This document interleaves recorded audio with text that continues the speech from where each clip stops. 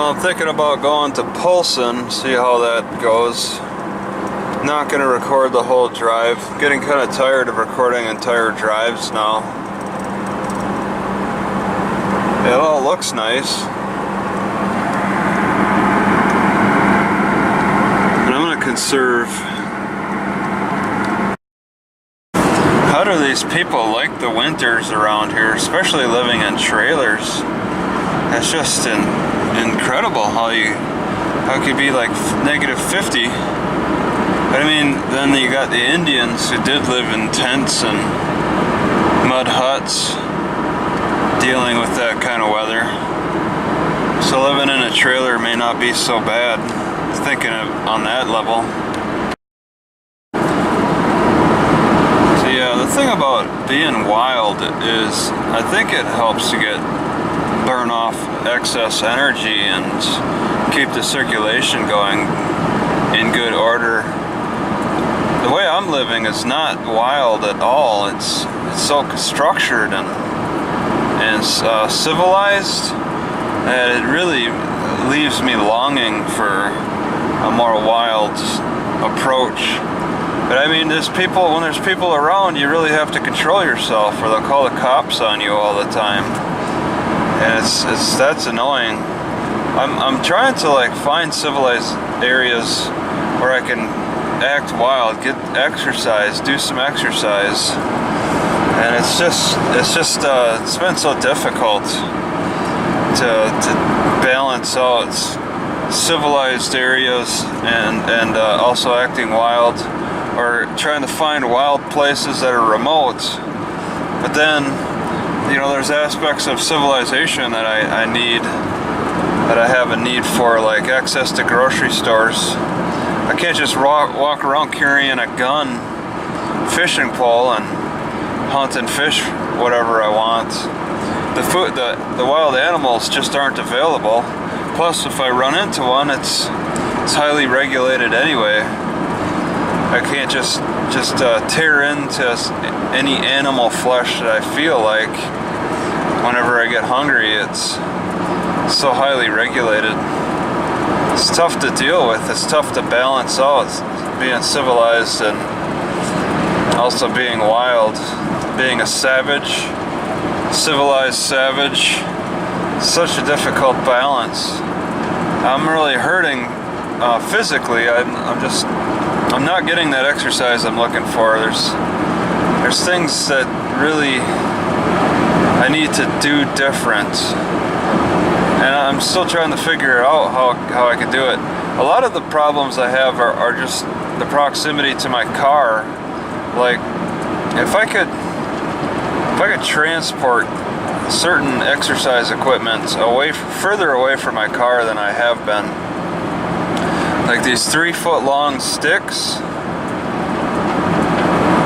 you know, if I could carry them anywhere on my bicycle, that would be nice, because then I could find the more remote places on bicycle instead of having to look for places to park.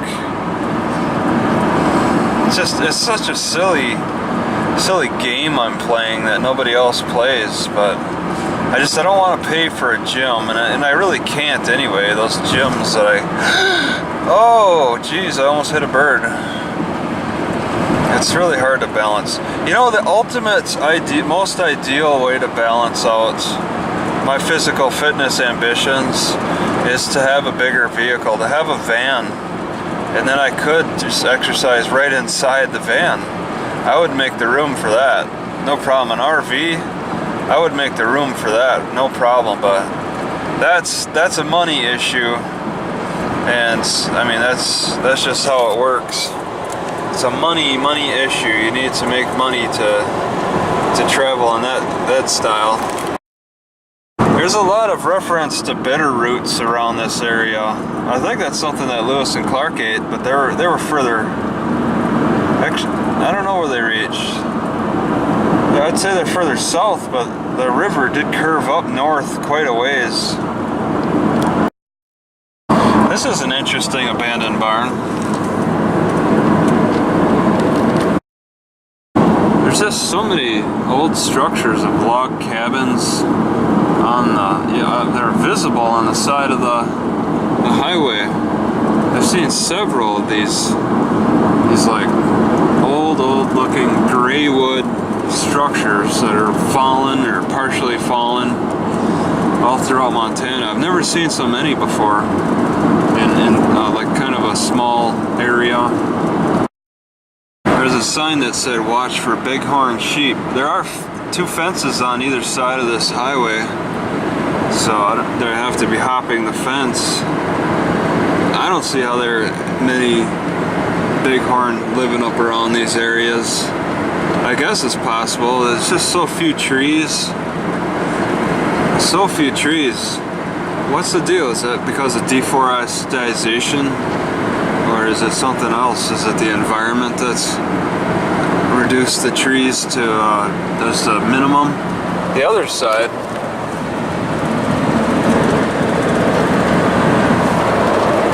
looks okay. Makes me wonder about maybe the factor of the sun. Alright, so I made an interesting jump between Lake County, then it was immediately Flathead County, and then it went back to Lake County a few miles later. Looks pretty over there. All that prettiness.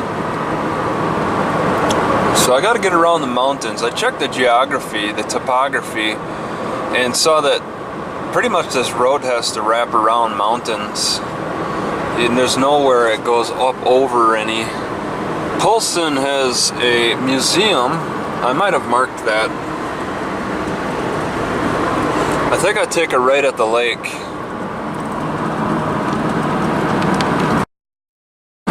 Boat check stations are a big deal around all the lakes in Montana.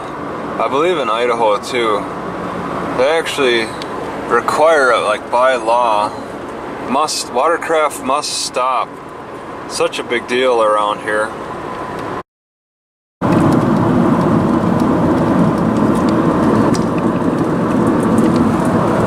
Not sure what happened there. It's 45 through this city.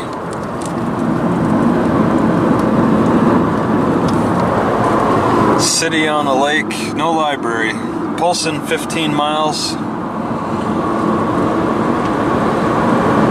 I kind of want to go back to Kalispell, but I have to go back this way too. I hate that. I hate having to cover back across the same area. Kalispell's interesting though. It's very curious. It's so far north. Depends kind of on the weather too.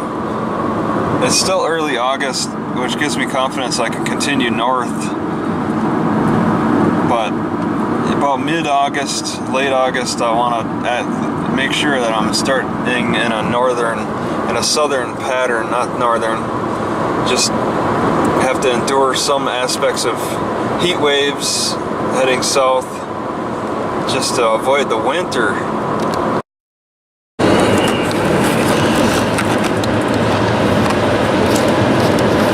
Alright, so I might be facing the sun here a little bit. Just want to get a shot of that lake overall here. Big Arm State Park I'm passing. Nice smooth road.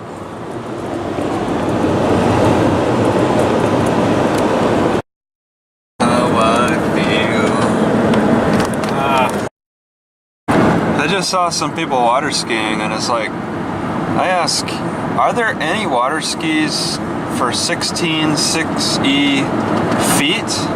The last time I tried, the only time I've ever tried, I was told that my feet should fit in there nice, and they were so painful, I had to take them right off.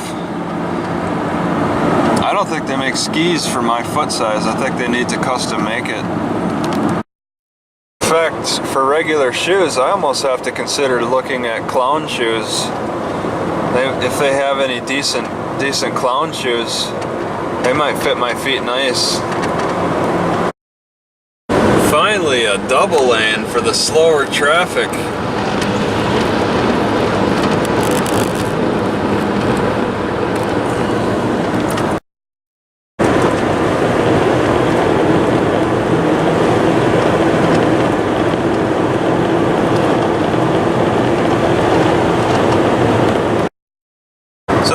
trees picked up around here.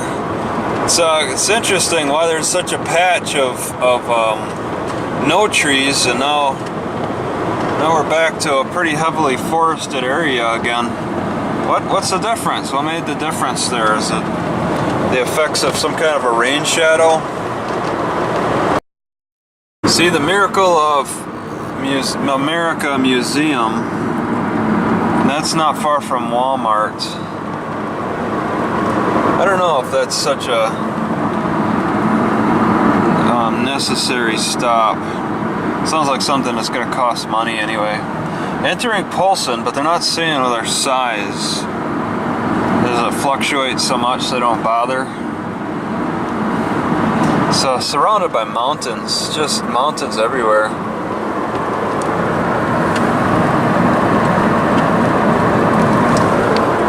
It rained a little bit. I had like 3 drops that landed on my windshield, so it's a little hazy.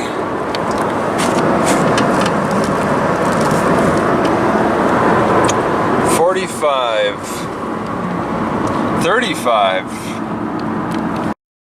Alright, and then this is the bridge. I could practically coast right over.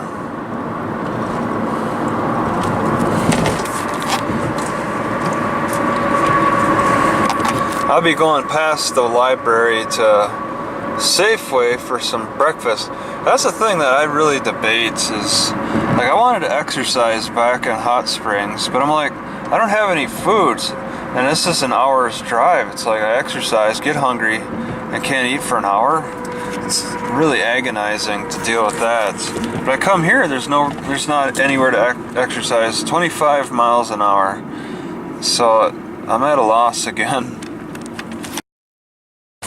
I'm surprised how Montana license plates, there's like 5 or 10 different Montana license plates. I just seen another different Montana license plate. It's like they're hand making them for every individual vehicle or something.